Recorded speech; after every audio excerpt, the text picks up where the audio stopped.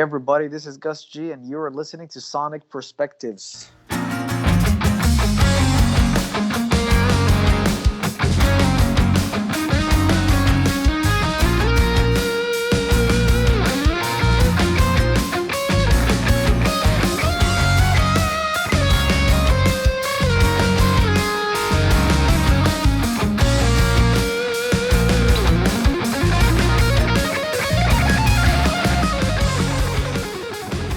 Hello, everyone, and welcome to another interview of Sonic Perspectives. I'm Rodrigo, and my guest today is a guitar player named Konstantinos Karamitroudis, but you might know him as Gus G. Gus, thank you for joining us. Hey man, it's my pleasure. How are you? Good, good. How are you? Good, thank you. Just sitting here doing a bunch of interviews for the new album, and So, of course, we're here to promote the new album, Quantum Leap, your fourth solo album, right? yeah. Give us an overview of the album if you can. What can the fans expect of it this time? Well, I mean, this is my first all instrumental album. Mm, So, I've in my previous three albums, I had, collaborations with other artists and singers and different people, and there were some instrumentals here and there, but this is a full instrumental thing, and I think it's a little bit of a departure from what I'm doing. I mean, of course, there's still the main heavy metal element throughout the record, but I'm flirting a little bit with some other styles as well. So I'm trying out some new things.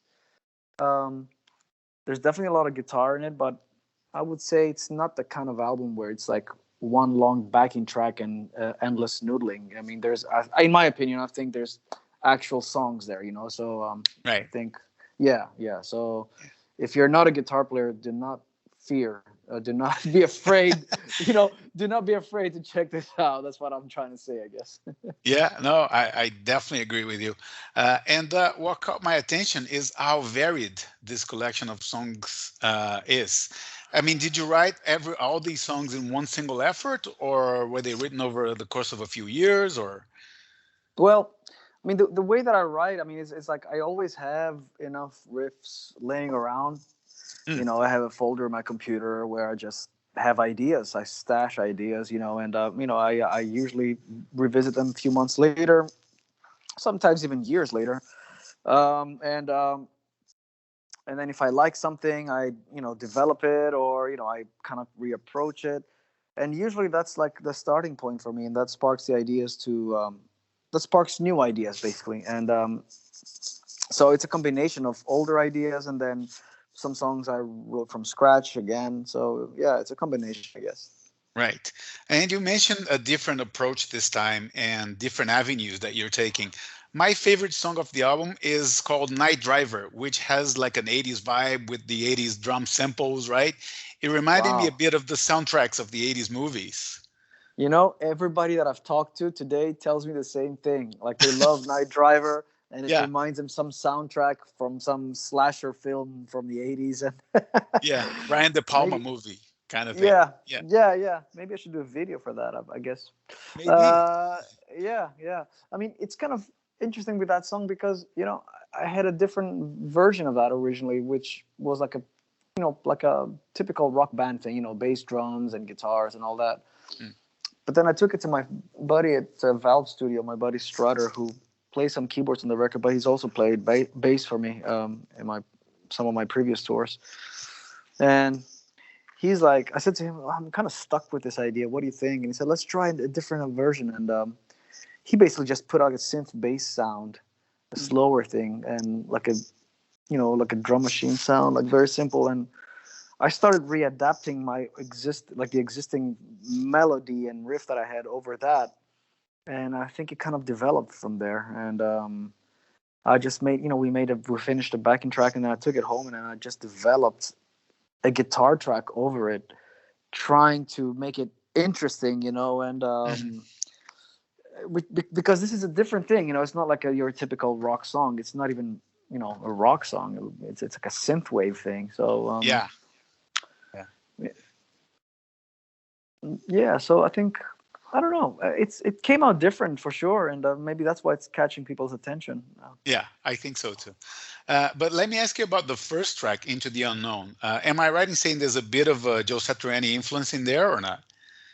I think there's a Joe Satriani influence all over the record, on that song and also, Chronostasia. And I mean, I'm using like all this modal kind of stuff that was popularized by Satriani and Steve Yeah. Vai, like, the so-called Lydian and Mixolydian modes for those that are understanding scales and terminology.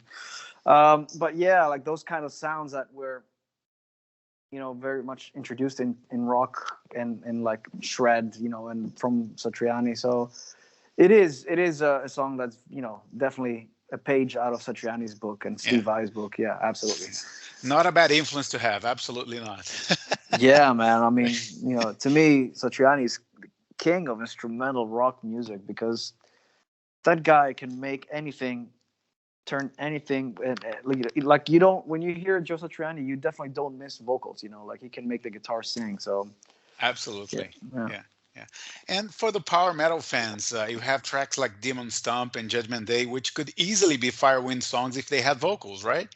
Sure, yeah, and Fierce as well. Actually, yeah, the riff of Fierce, I thought it was going to be originally like a Firewind idea, Oh, and then I kind of like sort of developed it, and I was like, well, maybe I should try to make this an instrumental instead of giving it to Firewind because I can make other stuff like that for Firewind, but let's see, let's try and make like let's see where this leads if I turn this into an instrumental and add melodies and all that stuff. So. But yeah, that's. I guess it's kind of natural because I write most of the stuff in Firewind, so hmm at times it does sound like that. Yeah. yeah. And I like how there's some breathing space on Enigma of Life, for example, where you explore the blues scales, right? Yeah, man. I mean, that was like one of the easiest songs to write in the sense that it came to me right away. I was just strumming on my acoustic guitar, and it was just there. I just played the chords, and then I laid it down on my computer, and then the first melody that came out was what I played, what you hear. hmm So the main thing for that song, and I realized that it's a kind of song that it doesn't need to have shredding and stuff. It's more like a melancholic kind of feeling. So, Yeah. so yeah, I think the most like the toughest part was to play kind of like the right notes to complete all those little spaces here and there and make it like an interesting make it have an interesting flow without busting people's balls, of course. Right. Yeah. Was there any thought put into like the sequency of the songs, or you just put them down as you recorded and then you place the order in the album, or what was the thought You mean process there? you're talking about the final track list? Yeah, in terms of the order of the songs. Yeah, usually whenever I think of that is I do think about the final track list, and I always think of whenever I make the final track list is I'm thinking of the flow. Yeah. So I'm thinking of what's the mood swings throughout the songs, what's the key changes, what's the tempo changes. Mm, So I want to spread it out evenly, but I want the album to have like a nice flow throughout. Whoever is listening from start to finish. It's not like yeah. you're listening to the first 5 songs and they're metal, and then the last 5 songs are ballads. You have to kind of spread it out. Yeah. So you have Absolutely. to you have to kind of build an atmosphere. Yeah. Yeah. And Exosphere is also one of my favorites. And I believe you said this track had a lot more elements to it than its final form, right? Did you like That shed a little bit of the yeah. I mean original? Yeah. that was the hardest song to write, or one of the hardest songs, because I had so many parts, and it was like one of those situations where I fell into the loop of just overdoing it, and I just kept adding and adding and adding things, and it wasn't really going anywhere. So in the end, I totally stripped it down and rewrote the song and added the chorus, the melody. That was the final thing that I wrote, which is funny. Usually you have like a verse and a chorus, but I wrote all the other parts first, all the technical parts, all the little bits here and there. Right. And then I added a final chorus, and I was like, well, that's what the song needed, like that main hook. And hmm then it was easier to kind of go from there. And of course, you have Dennis Ward, who mixed and mastered the album and played bass, and Will Hunt on drums. Did they Not Will contribute? Hunt. Huh? No, Will Hunt played on the last album. There's a guy called Vincent Velasco that plays drums on this one. Oh, okay. Right. My bad. But did they No problem. contribute in any way on the writing of the songs this time or not? No, I wrote everything basically, and I just, I mean, Vincent just basically replayed all the drum parts that I had programmed. You know, he added a little bit of his own thing, but yeah, I wrote all the parts and arrangements and stuff. And you know, with Dennis, you know, I had even recorded the bass and everything, but I just said to him, you know, I asked him if he wanted to mix it, and I said, well, you know, you're a better bass player than I am, so you know, if you want to add your own little flavor to this, you know, go ahead. And yeah, and I think he played on most of the songs. All right. And maybe I received the special edition, but the material I received had a second disc with some live songs. Is this part of a Yeah, special release or? it's part of the CD release only, as far as I know. I'm not sure if it's going to be on the on the digital release, but on the I think on the CD release, we are doing that. It's my idea was because we recorded this show in Budapest 3 years ago on the Fearless tour, and we had mixed and mastered it, and it was just sitting there. We put out a digital EP called Live in Budapest Part 1, and then like there was not Part 2 never came out. Right.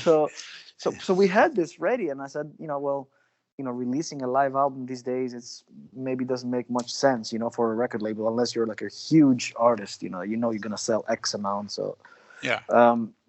So I thought, why not give the fans value for money and just so it was my idea to have like a 2 CD package, so for the CD at least.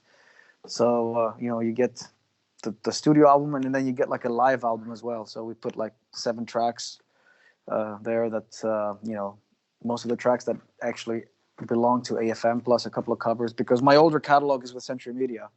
Okay. Yeah, so because we have actually the full set, we have the full album mixed and mastered, full live album, which includes all my back catalog as well. But I think for legal reasons, we kept it to the stuff that is owned by AFM. Fair enough. But there's some great covers in there, Money for Nothing, Thrill of the Chase, right? Cold Sweat. Yeah. From Thin Lizzy. Yeah.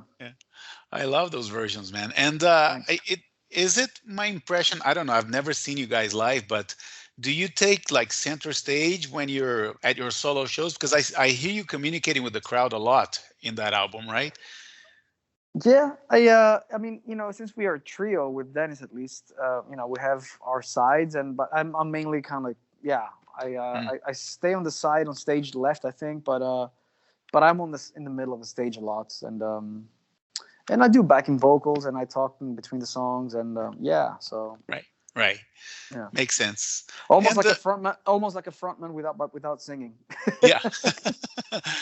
Yeah, that makes sense. And so recording an album like this, would you say it's an easier process than a Firewind album? How would the 2 experiences compare for you? Well, it's totally different to make an instrumental album, Yeah. So it was a little bit tougher because I never done it before. So it was something that I've thought about for years, but I never really had the time to do it, and or really have enough time to dig into it and see how I can do a full instrumental record. So I wouldn't say it was more difficult. It was a new thing for me. So now that I've done it, I got the hang of it. So I think it'll be easier to make an instrumental album next time if I decide to do that. Right. Fingers crossed. Yeah. Yeah. And speaking of Firewind, you released the self-titled album in 2020, but obviously there was barely a chance to promote it. What are you guys considering now? Is the next move is going to be a tour or a new album, or what's the status there? Well, we've announced the 20th anniversary tour next year in Europe, because next year is 20 years since the debut album came out. So what I want to do is I want to put out a vinyl reissue of the first album, because it never came out on vinyl, and do like a remaster with some bonus tracks and cool stuff like that, and right. And then we're gonna attempt to go on tour at least. I don't know if it'll be possible, but we've booked a bunch of gigs in Europe, and let's see. Let's hope it happens. Yeah, I mean, I had tickets for Megadeth and Dream Theater here in Toronto. I'm in Canada, by the way. But both these shows just got canceled, and they were like, Megadeth was this week and Dream Theater was in November. So everything is, for this year at least, is still being canceled. Yeah. Let's see. I mean, we're supposed to start next March, I'm hoping we can do it. I don't Yeah. think we're gonna try to do something overseas yet. We're just gonna try and stick to European territories and see if that works and if we can play. Yeah. I mean, speaking of which, I had tickets to see Firewind, Primal Fear, and Symphony X here in Toronto. Yeah, there Is you go. there any kind of talk about this tour actually happening again, or No, I mean there no? was a little bit of actually there was talk at some point with management and all that, but I mean the tour was rescheduled and then once again and it was canceled after that, Yeah.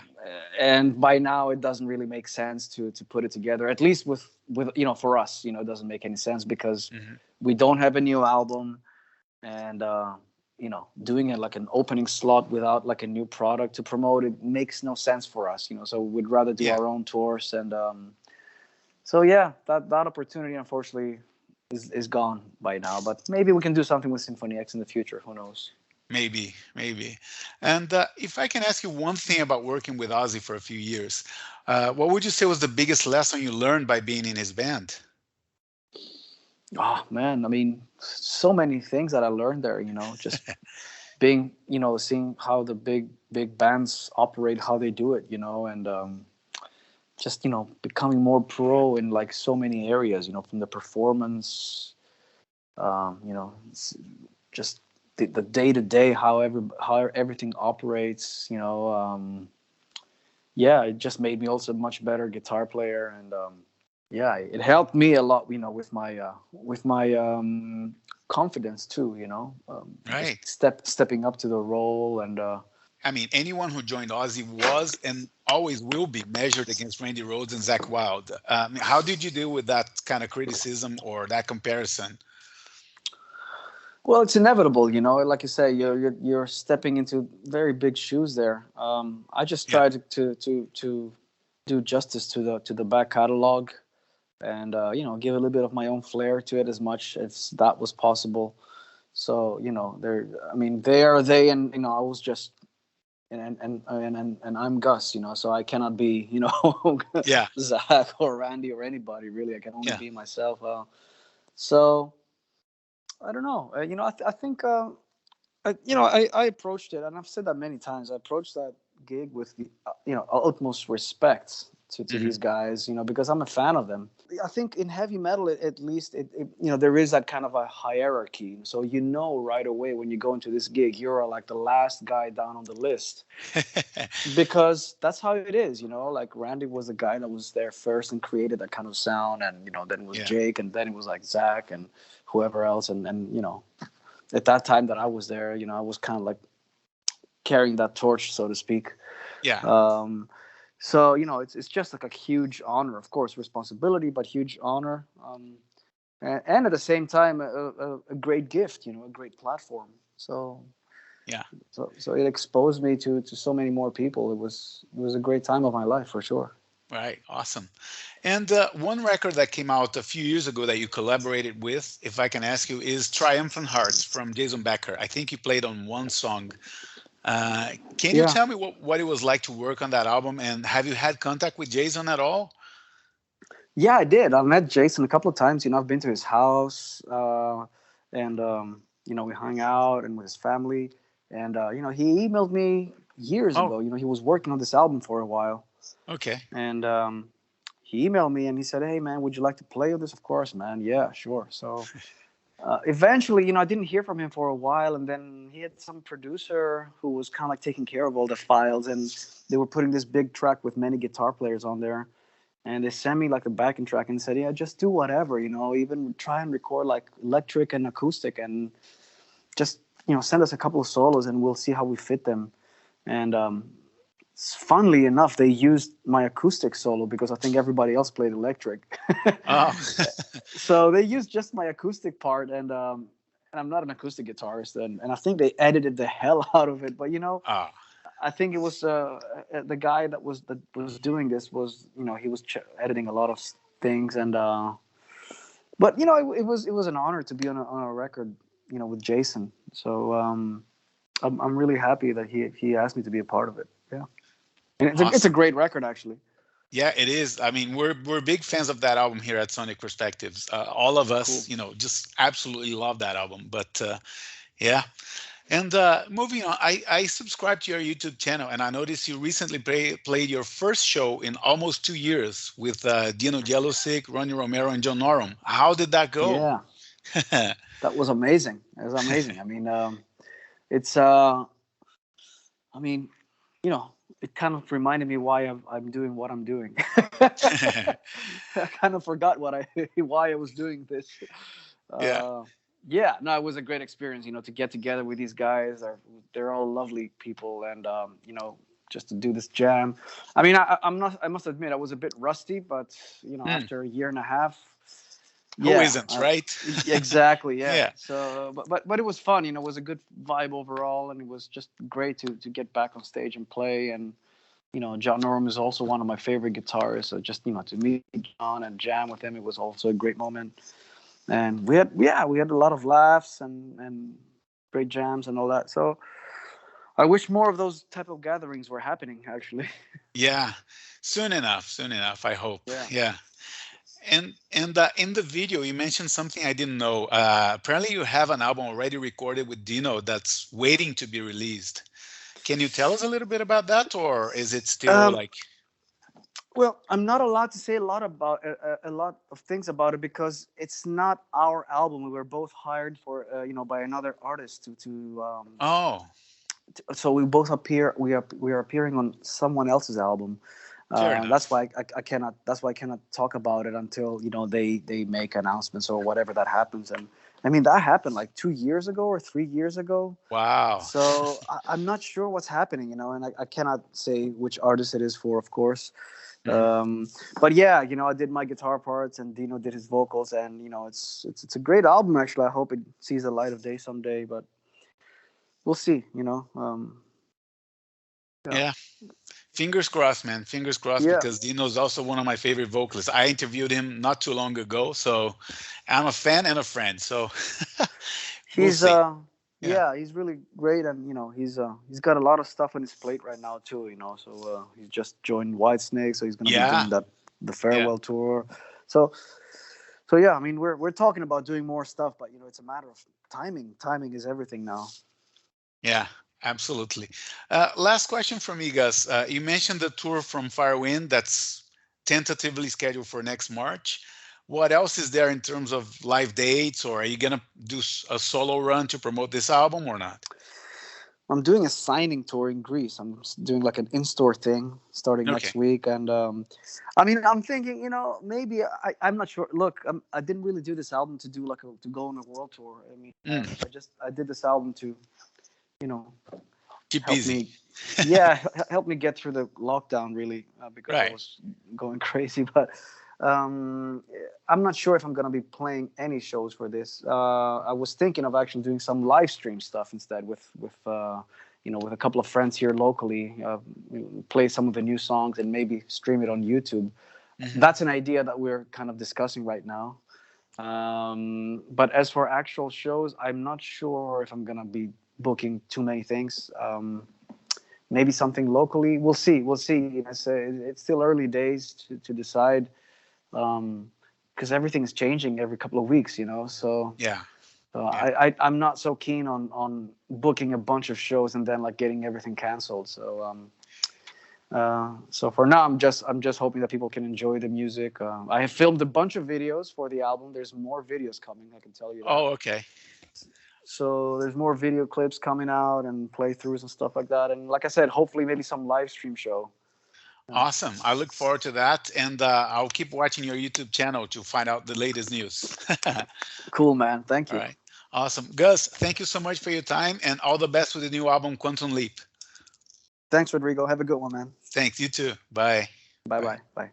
Okay, everyone. Thank you for tuning in, and I hope you enjoyed this interview with Gus G. The interview is available on many different platforms: YouTube, iTunes, Stitcher, Google Podcasts, and iHeartRadio. Also, please follow us on Twitter and Facebook, and subscribe to our YouTube channel. Let's wrap it up with the song Fierce from Gus G's new album, Quantum Leap. Take care and rock on!